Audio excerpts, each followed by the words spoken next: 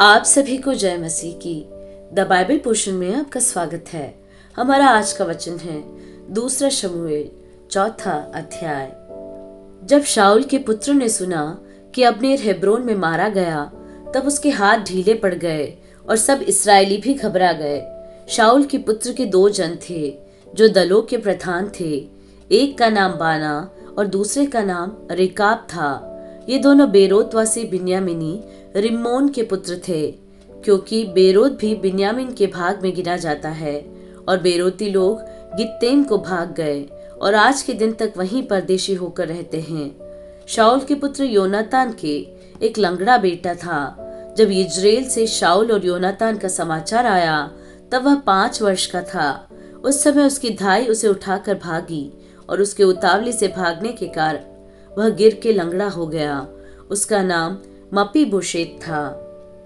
उस बेरोती रिम्मोन के पुत्र रेकाब और बाना कड़ी धूप के समय ईशबोशेत के घर में, जब वह दोपहर को विश्राम कर रहा था, आए और गेहूं ले जाने के बहाने से घर में घुस गए और उसके पेट में मारा। तब रेकाब और उसका भाई बाना भाग निकले। जब वे घर में घुसे और वह सोने की कोठरी में चारपाई पर सो रहा था, तब उन्होंने उसे मार डाला और उसका सिर काट लिया और उसका सिर लेकर रातों रात अराबा के मार्ग से चले। वे ईशबोशेत का सिर हेब्रोन में दाऊद के पास ले जाकर राजा से कहने लगे, देख, शाऊल जो तेरा शत्रु और तेरे प्राणों का गाहक था, उसके पुत्र ईशबोशेत का यह सिर है। आज के दिन यहोवा ने शाऊल और उसके वंश से मेरे प्रभु राजा का पलटा किया है। दाऊद ने बेरोती रिम्मोन के पुत्र रेकाब और उसके भाई बाना को उत्तर देकर उनसे कहा, यहोवा जो मेरे प्राण को सब विपत्तियों से छुड़ाता आया है, उसके जीवन की शपथ, जब किसी ने यह जानकर कि मैं शुभ समाचार देता हूँ, सिकलग में मुझको शाऊल के मरने का समाचार दिया, तब मैंने उसको पकड़कर घात कराया, अर्थात उसको समाचार का यही बदला मिला।